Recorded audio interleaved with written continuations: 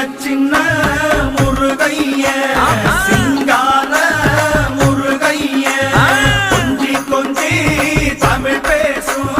Senthil வடிவேலனவ